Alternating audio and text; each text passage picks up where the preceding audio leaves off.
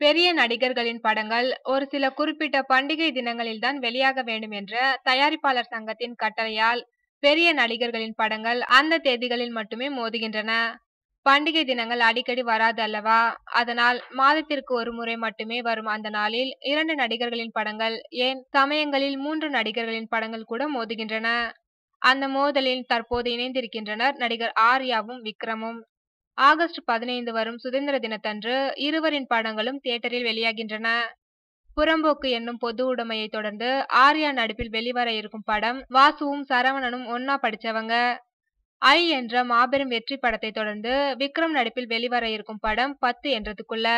இந்த இரு படங்களுமே சுதந்திர தினத்தன்று மோத இருப்பதால் எந்த படம் வெற்றி பெறும் என்ற பலத்த எதிர்பார்ப்பு இருவரின் ரசிகர்களிடையே எழுந்துள்ளது.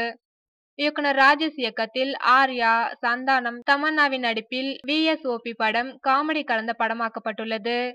கோலி சோடா படத்தின் பிரம்மாண்ட வெற்றியை தொடர்ந்து இயக்குனர் விஜய் மில்டன் இயக்கத்தில் விக்ரம் சமந்தா நடிப்பில் 10 என்றதுக்குள்ள படம் தயாராகியுள்ளது. ஆர்யாவின் படத்தில் என்னதான் காமெடி தூக்கலாக இருந்தாலும் விக்ரமின் மிரட்டல் நடிப்பிற்கு முன் அதெல்லாம் ஒன்றுமில்லை என்று ரசிகர்கள் எண்ணிவிடும் அபாயமும் படத்திற்கு உள்ளது.